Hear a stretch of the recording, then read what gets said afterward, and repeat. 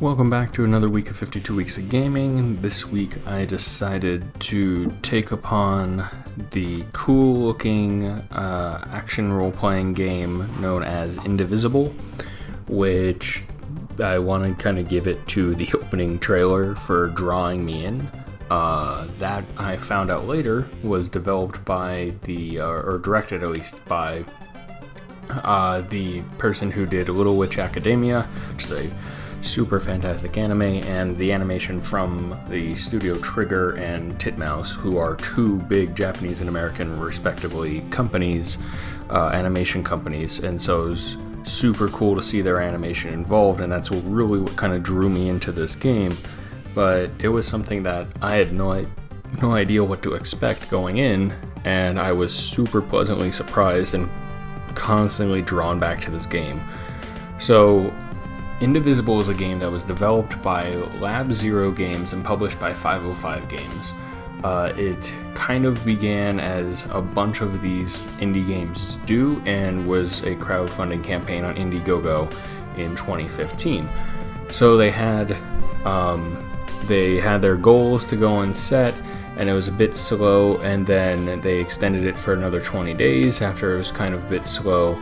and eventually reached their goal in December of 2015. The game was released in the end of 2019, which is not surprising, 4 years of development, and for the work that Lab Zero did,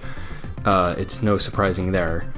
It's a action role-playing game is what it's defined as, and it's definitely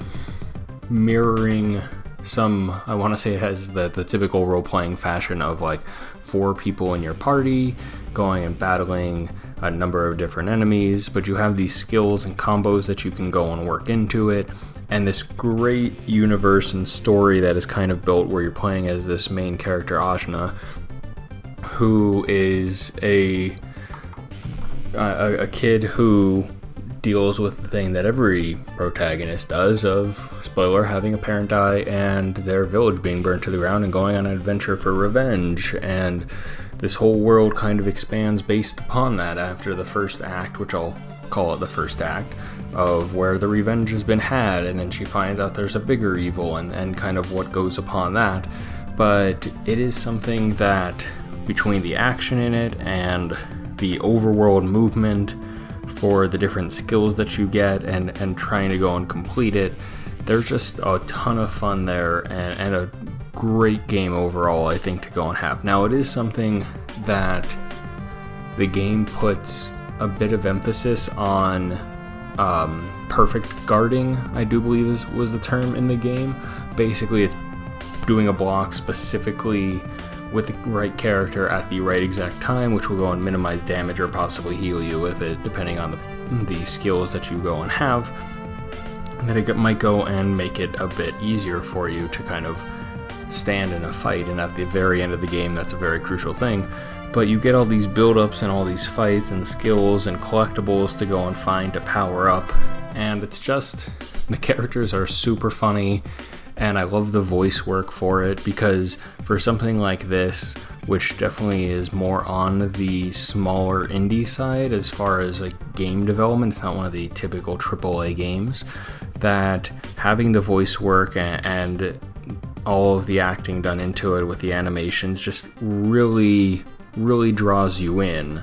and makes you feel part of this universe, and really wanting to go and help out Ajna and all the characters that go and join her throughout her journey. But it's something that I definitely really enjoyed, and I feel like I learned a bit about it as well, because I didn't know who Ajna was as a mythological entity before this, and even like Kali's involved, and so it's definitely influenced by this Southeastern Asian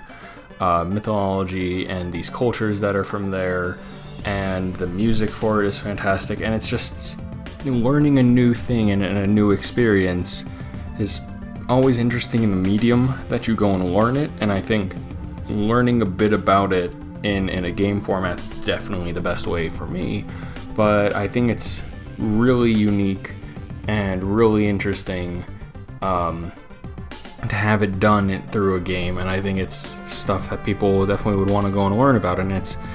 this whole, you could see the whole arc of Ajna throughout the game, and there's the middle part where I'm frustrated with her playing as her just like, can't you see what's going on? And she's just blinded by this sense of justice that she has to go and complete, and she doesn't see the consequences of it until she makes a mistake and then sees the consequences of it. But I think all of that is really well done and managed, and I want to give it to Lab Zero for doing a fantastic job with this. And I think it's something that anyone who likes role-playing games, likes like action RPG sort of things, would go and really enjoy. And it's on pretty much every single system possible, with PlayStation 4, Xbox, Switch, computer, all of these things. It's on everything, so it's definitely something to go and try out, and definitely another surprise hit for this year for me.